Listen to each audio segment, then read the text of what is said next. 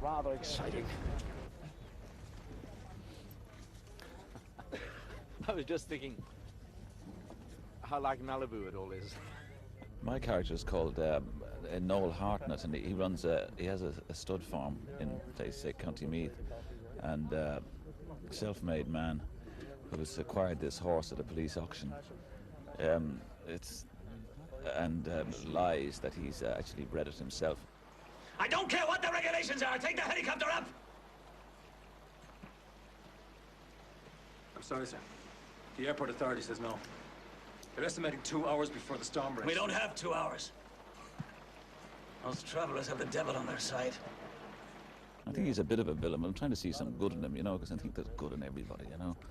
And I think he's a good entrepreneur, and he probably will have realised the error of his ways and will be really good after all this. I think it'll be a salutary lesson and a chastening experience for him. Pardon the pun, chasing. Sean, when you ready? Right, I'm ready. Have to go. Bye. The character I'm playing is Inspector Bulger, who is a very interesting type of policeman, who is in league with the horsey set. So that's what I'm doing. I go chasing Pap O'Reilly around Ireland, trying to do him in, basically. Stop it, stop it, stop it. Dancing like an animal, and your children out on the road without a mother to look after them. Well, I'll take them off your hands for good and all when I catch them. Give them a proper home. I think I'm a good policeman myself, but I've been told, no, I'm not a good policeman, in fact. I'm a bit of a rotter. The guy in the cap is a disaster. Lose him. The film industry generates a great deal of money in terms of the VAT on cinema tickets. I think it's in the region of 25 million cinema tickets are sold every year, so that's a great deal of money going back into the exchequer as well. But none of it is going back into film production. I think the total amount of money spent given towards film development and film production in Ireland is £100,000 a year by the Arts Council, and that's usually split between about 12 projects. And I'd like to see anyone make a feature film in Ireland for £100,000. I think when the elements are as strong as they are out there, you really don't have to work as hard, because it kind of, the sea does it for you, and the wind does it for you, and the cold does it for you, and seeing poor Kieran soaking wet, it's much easier, really, in a way. And I think for the actors, for me anyway, it's much easier when the circumstances are so extreme. If you just kind of let them carry you along, you just get there much quicker and with a lot less work on your part. Very quiet. Roll cameras! 335, take you on board. And action!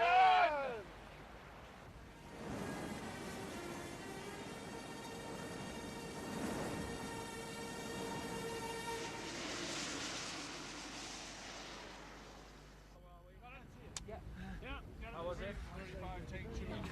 Yeah. Yeah.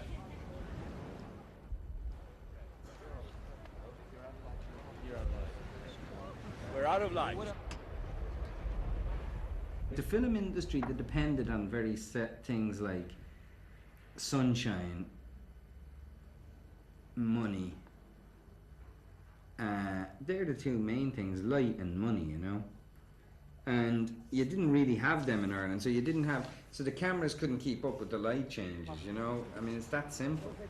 And England never had a film industry because of that. And then in the 60s it had some success, and everybody started calling it the British film industry, but there actually wasn't. When you say the word industry, that implies that there's an infrastructure there to back up the industry. There isn't really an industry in Ireland. There are small independent films being made by individuals against sometimes overwhelming odds. But 4 or 5 films over a space of 2 years does not make an industry. We have writers, actors, directors here, but I happen to think that what we really need here are really creative producers. Without a doubt, we have some of the most talented people here, and in actual fact what's happening is we're losing them to America and England and all over the world. I mean, you've the Neil Jordans, Jim Sheridans, we've great script writers, we've good actors, we've got everything here, and no one does nothing about it. The government have got to put money into it. I mean, you just look at Canada and Australia, and they're selling movies all over the world, and they're getting their money back. Why can't someone have a little bit of, be a little bit far-seeing and realise that it's an industry, that you can make money out of it? I think government help is what you really need. I think you need some kind of an infrastructure. We used to have it here in the form of a film board that got disbanded, I think, wrongly. I think that unless you have that kind of thing going on and some kind of framework within which people can communicate with each other, you're not going to have the kind of skills and talents being developed. Because otherwise it's just too much of a gap from the guy sitting there thinking, God, I'd really like to make a movie, to trying to put together a £2 or £3 million picture. Guys, just open yourselves up for the moment, okay? Remember what we were talking about. Hey, Gabriel? Yeah. Open yourselves up for the moment. Okay, here we go. And roll, please. Yeah. 359, take 2. Okay, here we go. And action. The papa wants to let his wife's soul go free or something like that. It's an old tradition of the travellers that when someone dies, they burn the caravan, and then the soul will be at rest. That's the idea of it.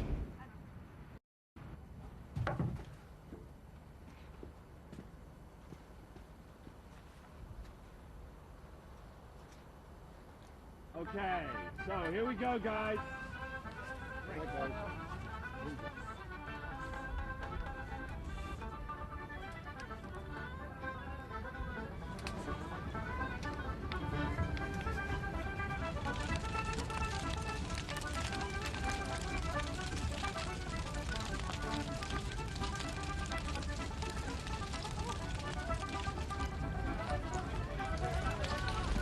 Yeah.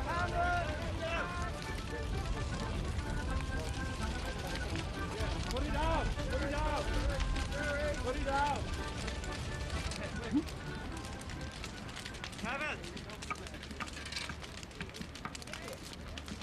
I quite seriously don't know. If I knew now what I know then, I don't think I'd know. We get 7 hours shooting light a day with 2 children, a myriad of horses, major American stars, appalling weather. It's no bigger than any other film. I think that there were once plans to do it smaller, but given what was on paper, I don't see quite how they could ever have worked. What's on paper is very specific and very difficult and very precise, and it has to be achieved. Within 36 hours, a kid had fallen off the horse and broken his arm, and we were stopped in our tracks. This is a tiny budget for what's being done, and so everybody is at the last squeak of their energy and their resources and their invention, and it's very wearing and it's very frightening, which is why I get so angry with you sometimes. Piss off! Sorry, I always get like this when it rains. The weather is just ghastly. We're all in the business of getting it done. It'll get done. They always do. They've just come from Kathmandu or something. This is unbelievable, Chris. I mean, this is incredible. I mean, yesterday we had to abandon the location because it was like a horrendous rainstorm, and there was the danger that all the vehicles would be washed into the sea. And now today it's snow. I mean, it really is incredible. It looks like we've transferred to like a totally different location, and yet this is the same look. I mean, look at down there. It looks like a fertile, wooded, green, lush valley, and up here it is like the Hindu Kush. You write a modern story in a play form about Dublin, it's going to be compared to O'Casey. If you write a novel, it's going to be compared to Joyce. If you write something else, it's compared to Yeats. And I mean, they've all done it under huge pressure, you know, at the, you know, a certain historical time when there was huge pressure on things, and they expressed it in such a great way that it's really difficult to imagine it being done better. So even like somebody who's not so good at film could do it, and because it's not been done before, it could look great, you know? I would like to see films that I think reflect what's really going on here. In the way that literature, for example, say the short story writers of the 50s, say like O'Connor and O'Whalan and Mary Lavin and all those people, reflected the real Ireland. What are you doing here? I come here every year on our anniversary. Where's this horse leading me? Why is he bringing me back to all the old places? My God, it's not doing you any harm. Is it a good horse? Or is it bad? People here don't have those, they just eat, because they didn't have money in a funny way, they've no preconceptions of how to get the money and how to be manipulative and make a little film. You know, everybody's trying to make the great Hollywood blockbuster without any of the resources. You know, and that's good and bad. You have 310 million people living in Europe, which is bigger than the population of the United States. So I'm hoping that the cinema becomes truly a European cinema, and that Ireland can be at the vanguard of that situation.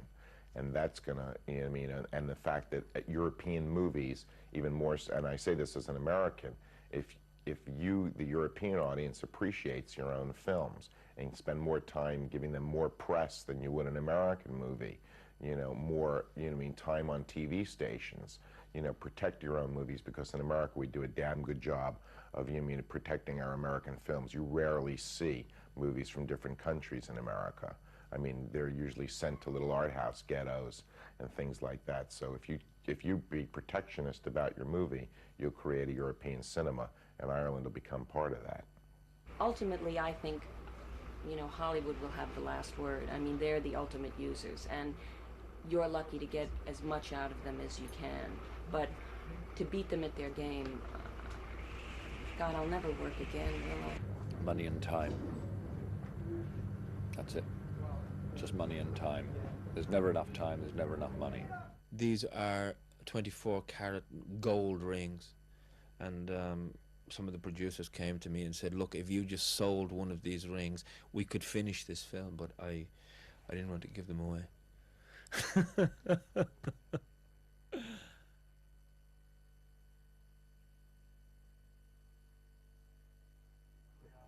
you a real policeman? I am a real policeman. I don't believe you. What's your name? Brendan.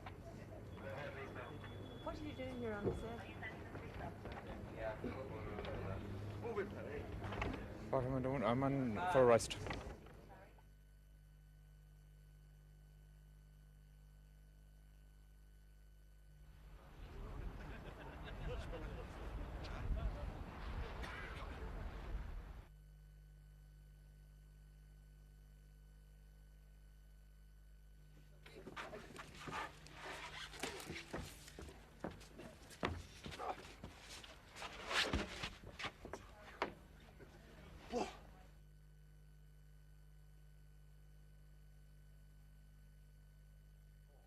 Frown. That's good, that's good, that's good. Look, make your heads move quicker. Quicker on your heads, quicker. Back, keep your face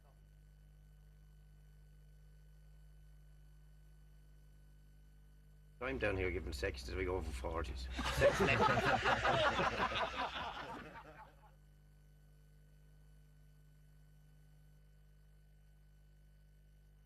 I think it's money for old jam. Absolutely money for nothing. I could do this the rest of my life.